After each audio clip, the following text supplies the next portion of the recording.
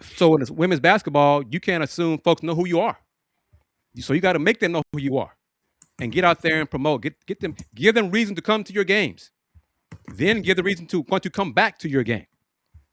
AJ, I'm putting it out there. Be nice, but in terms of concessions that were offered at the women's game,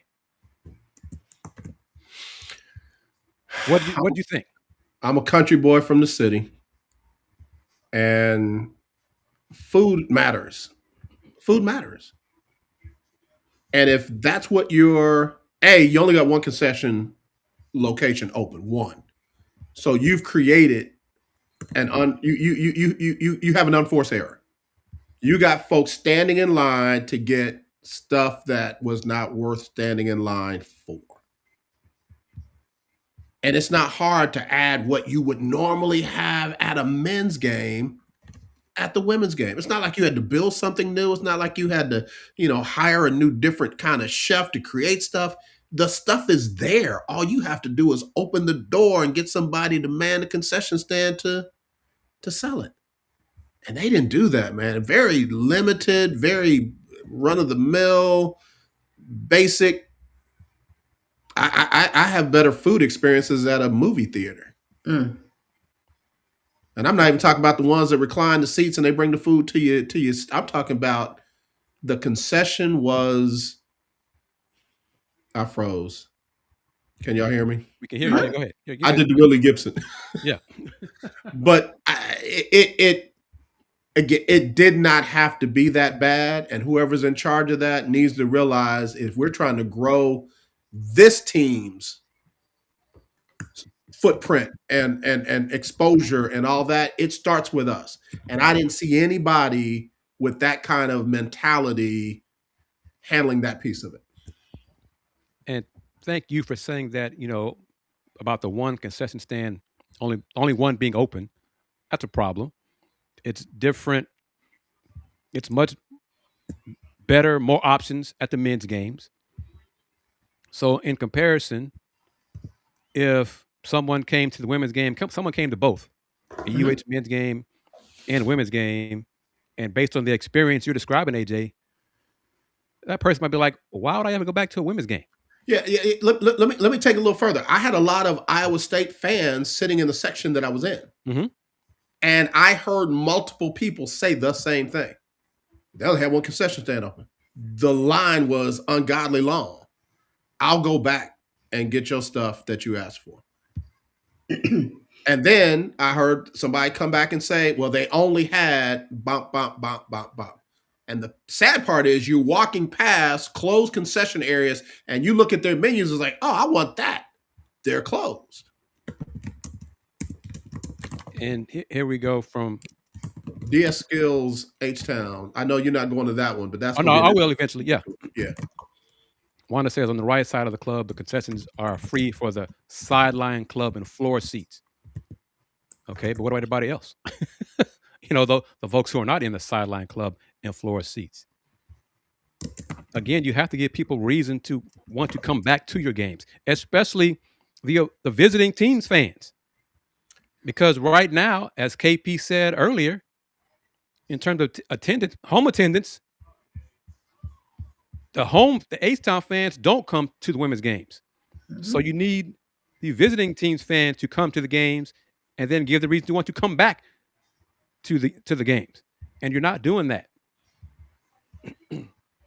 Now, D-Skills, my brother says, UH honestly doesn't care about athletics. Not as bad as Rice, but it's bad.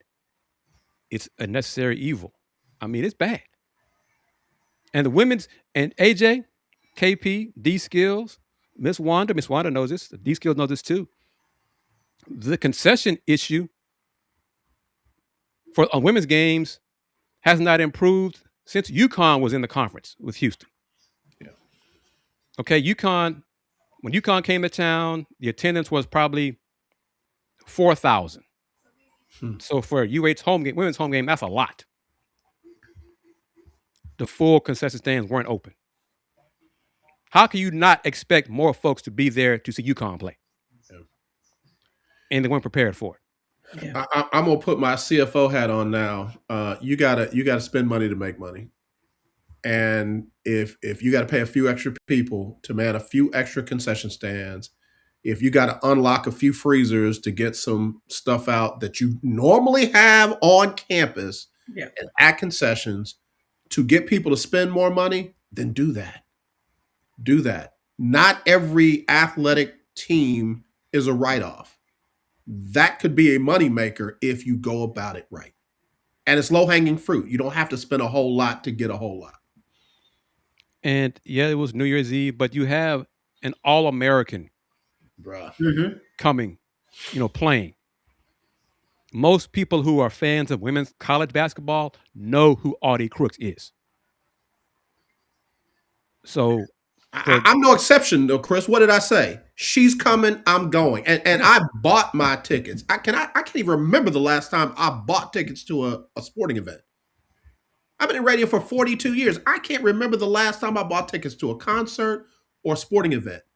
But to see Audi Crooks on this streak that she's been on, heck yeah.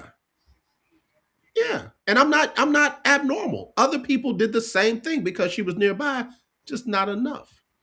and AJ saying it wasn't enough, but I'll tell you this to put a bow on this discussion.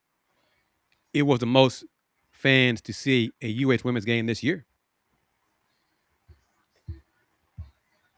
Yeah. Now they granted it was a lot of Iowa State fans. I was hoping for more Iowa State fans, honestly. But I think probably the timing of it. Bruh. New Year's. no, New Year's probably cut down the Iowa State numbers. Yeah, that's what I'm saying. Yes. But the Houston part, I mean, Yeah. But I mean, like, what does Fertitta Center hold? What's capacity? 7,000 and change. They can get standing room only, almost 8,000. Yeah. So I mean, it's hard to say all things being equal because when it seats 7, other arenas it seats 16. Mm-hmm. So. But for me, and again, call me crazy. You can have an intimate, loud, crazy experience in a place like that. Yes. I mean, it could be a sixth man on the court having it loud and they can't figure out what they're doing and you're causing pressure just because everybody at the lower level. Yeah. And I'm like, if you as an athletic director didn't see that when you came on board, then guess what? Wrong one. If you as a school president don't get that, you gotta look at it all. It can't just be linear focus. You cannot just focus on one thing and expect it to take care of everything. That's Right. why you hire the people that you do. And this comment, and we're going to talk CFP momentarily. Keep saying that. And D Skills is a UH alum too. I've known him for since junior high. We have been through so many ADs, and it's the same story. It's the school, not the AD.